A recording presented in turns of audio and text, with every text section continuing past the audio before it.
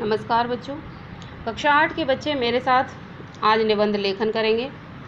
बच्चों, निबंध लेखन करने के लिए कुछ आवश्यक बातें होती हैं जिन्हें हमें ध्यान में रखना है। निबंध क्या होता है और इसको कैसे लिखा जाता है, ये कितने प्रकार का होता है, इत्यादि बातें आप इसमें समझेंगे। और उसके बाद एक निबंध जो आपकी बुक में से ही है उसको आपको अपनी नोटबुक में लिखना है। चलिए पहले समझ लेते हैं कि निबंध क्या है। निबंध शब्द का अर्थ है बंधा हुआ, अर्थात ऐसी विचारपूर्ण रचना या लेख जिसके लेखक किसी विषय को सम्यक विवेचना के साथ प्रस्तुत करें। हिंदी साहित्य में यह अंग्रेजी के अर्थ का प्रयोग किया जाता है। वास्तव में निबंध लेखन एक कला है। निबंध को गद्य की कसौटी कहा जाता है और अच्छा गद्य लेखक बनने के लिए अच्छा निबंध लेखक होना आवश्यक है। छात्रों में लेखन क्षमता विकसित करने के भाव से ही पाठ्यक्रम में निबंध लेखन को रखा गया है, ताकि छात्र किसी विषय के बारे में जो जानते हैं, जैसा अनुभव करते हैं, उसे कल्पना शक्ति के आधार पर शब्दों में प्रस्तुत कर सकें। किसी विषय पर सीमित शब्दों में क्रमबद्ध रूप से अपने भावों एवं विचारों को स्पष्टता और पूर्णता के साथ प्रस्तुत करना ही निबंध लेखन कहलाता है। अब निबंध लेखन के लिए कुछ ध्यान देने योग्य बातें। जिस विषय पर निबंध लिखना है उस विषय की पर्याप्त जानकारी होनी चाहिए। दूसरी बात, विषय संबंधी जानकारी के आधार पर निबंध लेखन से पहले उसकी रूपरेखा बना लेनी चाहिए। नंबर 3, निबंध लेखन में विषय को 3 भागों में विभाजित कर लेना चाहिए। नंबर 1 प्रस्तावना, नंबर 2 विषय विस्तार और नंबर 3 उपसंहार। नंबर 4 है विषय विवेचन में क्रमबद्धता का विशेष ध्यान रखें। बाद में घटने वाली घटना की चर्चा पहले न करें, उसे क्रम से ही प्रस्तुत करें। किसी बात को अनावश्यक रूप से दोबारा न दोहराएं। नंबर 5 में निबंध की भाषा सरल, सुबोध, प्रवाहमयी एवं प्रभावोत्पादक होनी चाहिए। नंबर 6 निबंध लेखन में शैली विषय के रूप में होनी चाहिए। तो बच्चों, ये तो रही कुछ बातें जिन्हें हमें बहुत ही ध्यान से देखना है कि निबंध लेखन हमें कैसे करना चाहिए। अब यहाँ पर बताया कि कुछ, अगर मान लीजिए कि आपको स्वतंत्रता दिवस पर एक निबंध लिखना है तो आप उसको कैसे तैयार करेंगे। प्रस्तावना में विषय का सामान्य परिचय, जैसे हमारा देश 15 अगस्त 1947 को अंग्रेजों की गुलामी से आज़ाद हुआ था। इस दिवस को हम स्वतंत्रता दिवस के रूप में बड़े हर्ष और उल्लास के साथ मनाते हैं। ये तो हो गया बच्चों आपका प्रस्तावना। अब हम दूसरा, जैसे इस प्रकार विषय का प्रारंभ करते हुए दूसरे अनुच्छेद में ब्रिटिश शासन के अन्याय। अब पहला पैराग्राफ हमने प्रस्तावना का कर दिया, दूसरा पैराग्राफ हम विषय विस्तार का कर रहे हैं। तो उसमें ब्रिटिश शासन के अन्याय, देश की स्वाधीनता आंदोलन में देशवासियों का संगठित संघर्ष, अहिंसा, सत्याग्रह और असहयोग के बल पर गांधी जी के नेतृत्व के विश्वास के साथ बलिदान भावना का प्रदर्शन, लाला लाजपत राय, शहीद भगत सिंह, चंद्रशेखर आज़ाद और नेताजी सुभाष चंद्र बोस की कुर्बानियों के साथ कांग्रेस की सक्रिय भूमिका, देश विभाजन की शर्त पर प्राप्त स्वतंत्रता और भारत का धर्मनिरपेक्ष राष्ट्र के रूप में उदय का विस्तार से विवेचन विषय विस्तार के रूप में देना होगा। ये तो हो गया विषय विस्तार।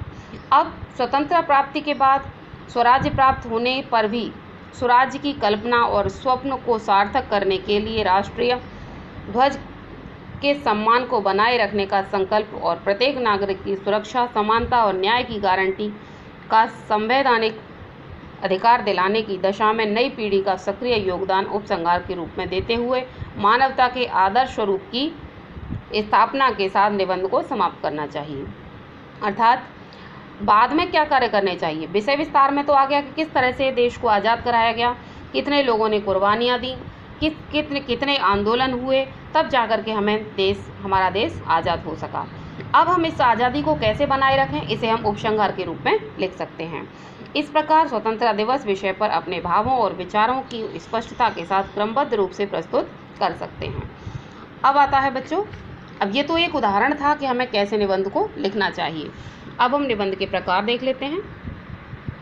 शैली के आधार पर निबंध निम्नलिखित प्रकार के होते हैं: वर्णनात्मक निबंध, विचारात्मक निबंध, भावात्मक निबंध, विवरणात्मक निबंध, गवेषणात्मक निबंध और आलोचनात्मक निबंध। निबंध एक सुगठित गद्य रचना होती है।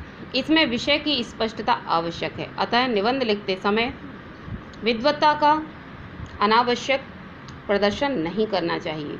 निबंध लेखन का अभ्यास करते रहने से कोई भी अच्छा और सफल निबंध लेखक बन सकता है।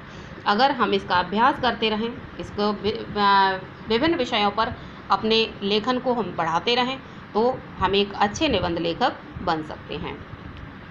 तो बच्चों, आपको ये एक निबंध अपनी नोटबुक में करना है। वर्षा ऋतु। वर्षा ऋतु के बारे में जो निबंध इस बुक में आपको दिया गया है, इसे आपको अपनी नोटबुक में कंप्लीट करना है, पूरा करना है। ध्यान रखें, निबंध लेखन थोड़ा बड़ा होता है, तो ये नहीं कि उसको काट पीट कर लिखा जाए। आपको ये पूरा निबंध अपनी नोटबुक में करना है, क्योंकि निबंध कहीं से भी पेपर में आपको दिया जा सकता है। जैसा कि मैंने आपको पूरे पाठ में जो प्रकार होते हैं, लिखने के नियम होते हैं, कुछ ध्यान देने वाली बातें होती हैं, वो सभी आपको मैंने अच्छे से एक्सप्लेन करी हैं। तो आप केवल उस आधार पर किसी भी विषय पर दिए गए निबंध को आसानी से लिख सकते हैं। अभ्यास के लिए आपको ये अपना एक निबंध नोटबुक में करना है। चलिए इसे भी एक बार पढ़ लेते हैं। वर्षा ऋतु। गोस्वामी तुलसीदास ने वर्षा ऋतु का वर्णन करते हुए लिखा है, वर्षा काल मेघनभ छाए, गरजत लागत परम सुहाए, दामिन चमक रही घन माही, खलकी प्रीत यथा स्थिर नाही।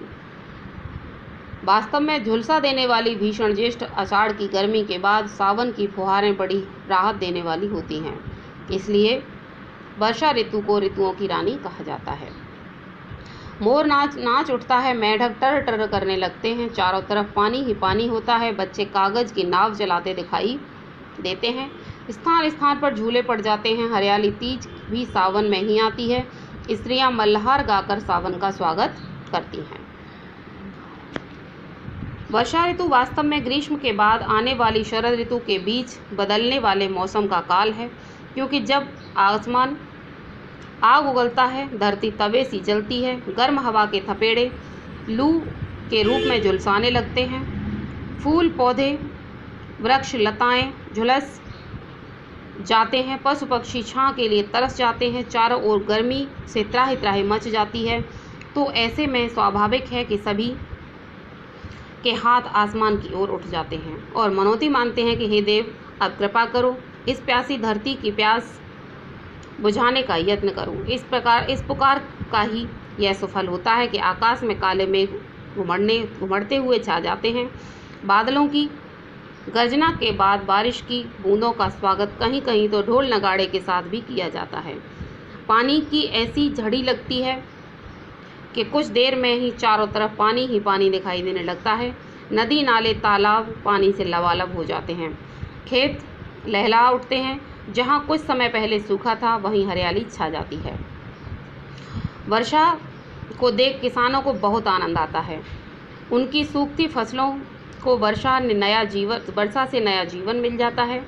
धान, मक्का, ज्वार, बाजरा की फसलें तो वर्षा पर ही निर्भर हैं, इसलिए किसानों के लिए वर्षा ऋतु अत्यधिक महत्वपूर्ण है। वर्षा न होने पर जहाँ सूखा और अकाल की स्थिति आ जाती है, वहीं अतिवृष्टि से बाढ़ आ जाती है, जो जन धन पशु सभी की हानि करती है। बाढ़ का दृश्य बड़ा ही प्रलयंकारी होता है, लेकिन यदि बाढ़ से बचाव के साधनों का समय रहते प्रयोग कर लिया जाए, बांध बनाकर पानी को संरक्षित करने का प्रबंध किया जाए, तो एकत्रित पानी सिंचाई एवं विद्युत उत्पादन में काम आता है। हम जानते हैं कि जल ही जीवन है। अपनी दिनचर्या के लिए प्रत्येक नागरिक को, प्राणी, वनस्पतियों को नित्य ही जल की एक निश्चित मात्रा की आवश्यकता होती है। जल की यह आवश्यकता हम प्रकृति स्रोतों से पूरी करते हैं। इन प्राकृतिक स्रोतों में जल का संतुलन बनाने में वर्षा का महत्वपूर्ण भूमिका होती है। इसलिए वर्षा का हमारे लिए अत्यधिक महत्व है। वर्षा के द्वारा ही पृथ्वी के भीतर का घटता जल स्तर फिर से पूर्व स्थिति में आ जाता है। हमारा देश कृषि प्रधान देश है। यहाँ की लगभग 70% जनसंख्या खेती पर निर्भर है। खेती में सिंचाई के लिए पर्याप्त जल की आवश्यकता होती है, इसलिए हमें वर्षा का सही महत्व समझना होगा। यह ऋतु केवल रिमझिम फुहारों में भीगने, खुशियां मनाने तक ही सीमित नहीं और न ही पपीहे और कोयल की मधुर ध्वनि और तथा मेढकों के टर्राने या मोर के नाच उठने वाले आनंद तक सीमित है। वस्तुतः इस ऋतु का हमारे देश के आर्थिक विकास एवं खुशहाली से सीधा संबंध है।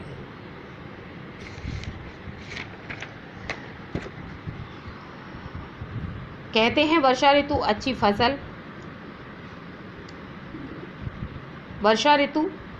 कहते हैं वर्षा अच्छी तो फसल अच्छी, वर्षा नहीं तो फसल नहीं, बल्कि अकाल, भुखमरी और महामारियों का प्रकोप। अतः इस प्राकृतिक वरदान वर्षा के आगमन पर हमें सामूहिक रूप से वर्षा के जल का संचयन करना चाहिए, ताकि अभाव की दशा में हम इस जल का उपयोग कर सकें। इसमें भी हमें सबसे पहले यह ध्यान रखना होगा कि हम संचित जल को व्यर्थ न करें। इसके साथ साथ वर्षा की भीषणता में सब कुछ बह न जाए, इसके लिए बाढ़ से बचने के लिए साधन भी विकसित किए जाएं। इस प्रकार हम वर्षा के वरदान पक्ष के सभी प्राणियों के लिए हितकारी बना सकते हैं। तो बच्चों, इस तरह से ये आपका निबंध पूरा हो गया है। आपको ये पूरा निबंध यहाँ तक कंप्लीट करना है अपनी नोटबुक में। एक ही निबंध आपको मैं कराने के लिए दे रही हूँ, वर्षा ऋतु।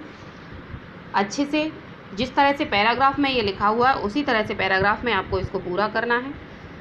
घर में रहिए, सुरक्षित रहिए, अपने कार्य को समय से पूरा करते रहिए। और इस निबंध लेखन के साथ ही आपका बच्चों हिंदी व्याकरण का हाफ ईयरली एग्ज़ाम तक का सिलेबस पूरा हो गया है।